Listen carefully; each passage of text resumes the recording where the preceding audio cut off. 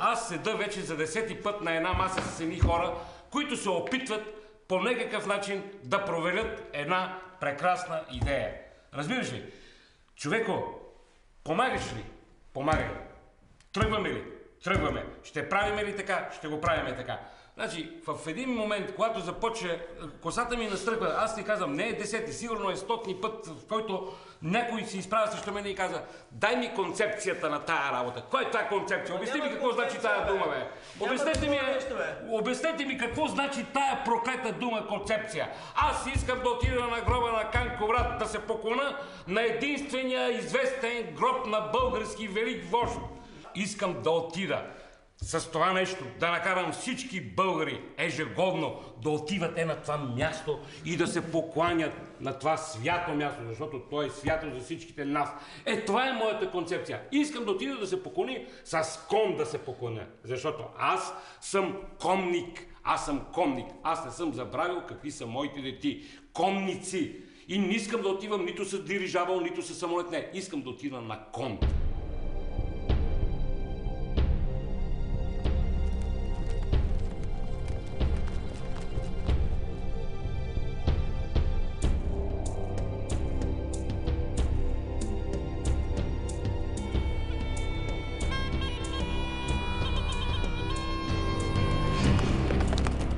Конника се завръщат.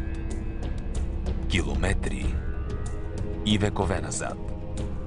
През целия си живот аз съм си мислил, представял, мечтаял, че един ден аз ще тръгна на кон по стъпките на древните българи.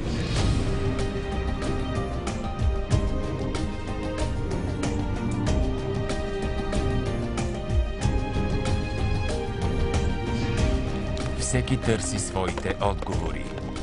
6 души. 6 души. Непознати. 21 век. 6 конника по пътя на древните българи. В търсене на корените. Едно копие, това означава към 4 часа следобяда. Като си изправиш копието така, върха му опира в слънцето. А сега като вземеш една стрела, даже вече е по-малко от една стрела. Една стрела като имаш 1 час до залез. Древните българи създават най-великия кон. Кон, който се казва звездния или лунния кон, небесния кон. Тези коне са преминавали на ден 1000 ли. Това е малко повече от 300 км. Усвоихме малко похвати от бойните действия на българската конница. Научихме се да се редим в редица, да галопираме заедно, да караме тръс в редица, да не говориме за колона. Българите са влизали в бой, като са забивали нож в една вена на коня, засмуквали са тая кръв, смучили са много и са се качвали. Коня, когато се нарани, той озверява. Тези коне стават зверове. Може да си представиш някой, който ще застане от среща, за да спре този кон.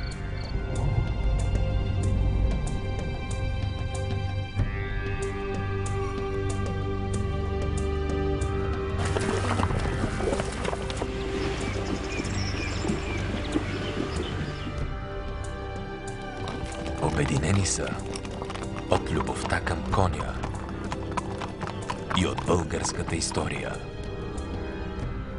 Те водят номадския живот на своите прадеди.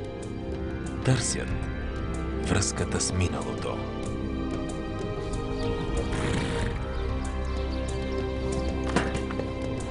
Основната цел, която всъщност ни обединява и тези походи със средство към постигане на тази цел е духа на българите и връщането на тази конна култура, която ще ни върне наистина в правилната посока. Ето я пред нас Трифалската планина. Шум се дига, лъжка сами, къде са питове, крепостта ура, шум се дига, лъжка сами, питове. Екстремни условия. Изпитания. Премеждия.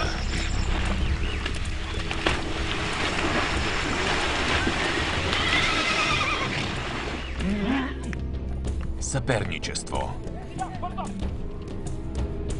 приятелства, раздели.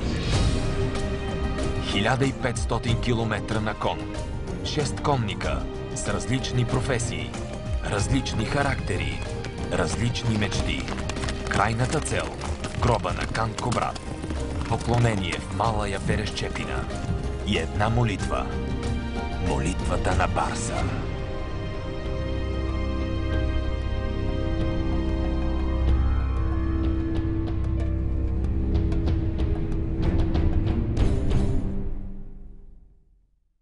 Сутринта стана, скъса си елечето, щупи си меча и най-накрая се почти удари в стара река.